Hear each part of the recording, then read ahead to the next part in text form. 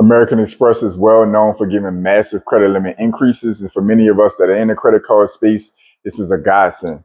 That having been said, some of us may be sitting there scratching our heads trying to figure out what makes American Express unique with its underwriting when it determines who to give those massive credit limit increases to versus maybe a Navy Federal or a Chase Bank, you name it.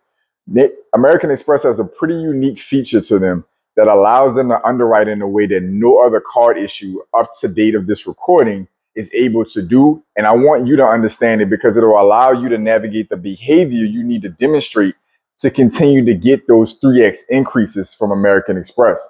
So American Express has a tremendous history of going sometimes up to 3x on the existing limits for credit limit increases. So maybe if you have a 5x limit, you potentially could get approved for up to $15,000 on your next credit limit increase with American Express if you're meeting the right metrics or markers, if you will. That having been said, it's not guaranteed you'll have that kind of success with American Express when you go to apply. American Express is also one of the stiffest underwriting systems you're going to run into. If you're doing something wrong, if you're not functioning properly, if you're not behaving properly with that card, American Express will be the first to deny you or slash your existing limit if you're not careful. This has also made American Express one of the sturdiest and most reliable in the credit card space when it comes to its risk management performance. American Express has some of the broadest exposure with credit cards issued and limits issued, but they also have some of the lowest defaults and charge-offs and fraud in the credit card space, which is extremely impressive to pull off, which is one of the reasons American Express's stock keeps going through the roof. That having been said, getting back on topic, what is it that American Express has in its favor that it is using to be such a good determinant in whether or not you should get that credit limit increase?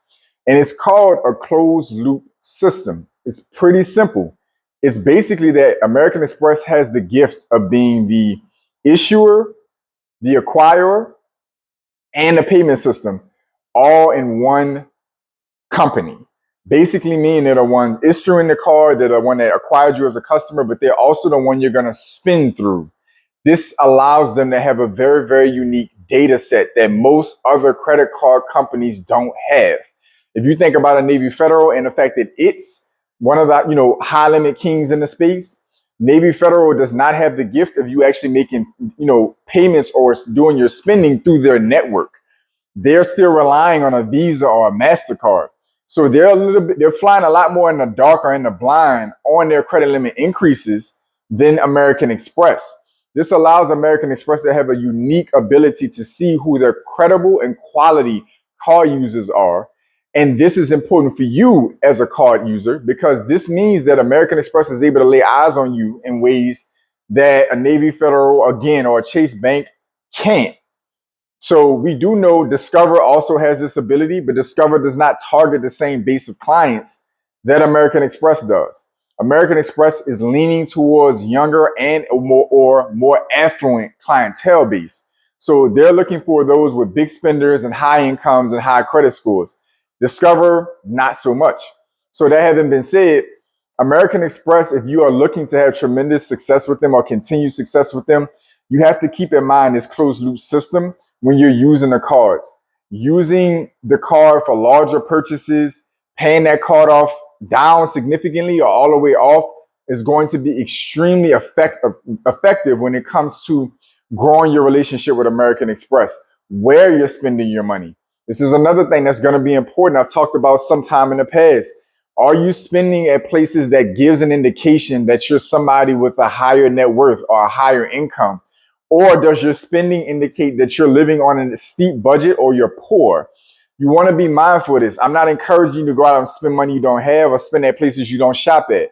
But you want to be mindful that all of this data is being used to determine if you're a quality car user, if you're worth extending that 2 or 3x limit to, if you're going to continue to grow your spending to justify that limit being extended, because American Express is looking to gather transaction fees.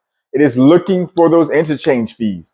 And so in order for them to get those interchange fees, they have to be very, very smart about who they're lending out those credit limits to, because they don't have an infinite checkbook as deep as their pockets are. So if I give you that 3x and you end up not using that 3x by any means, And then there's another person over here that I could have lent that 3x to that's been showing the spending. That's kind of a loss for American Express.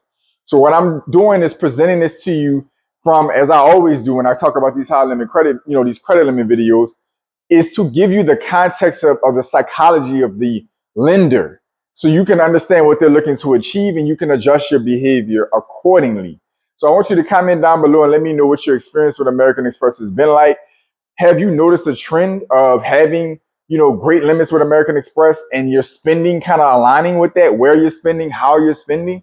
Let me know what your experience with American Express has been like, what cards you have and what type of limits you have with them, and compare it to some of the other credit cards that you have with other lenders. Do you notice that you get more frequent or higher credit limit increases from American Express than you do with other lenders? Or is it vice versa? And comment your experience down below. So all my pioneers, welcome back. So my new viewers, welcome in. I want you guys to keep in mind, these credit limit increase videos are not to be cute.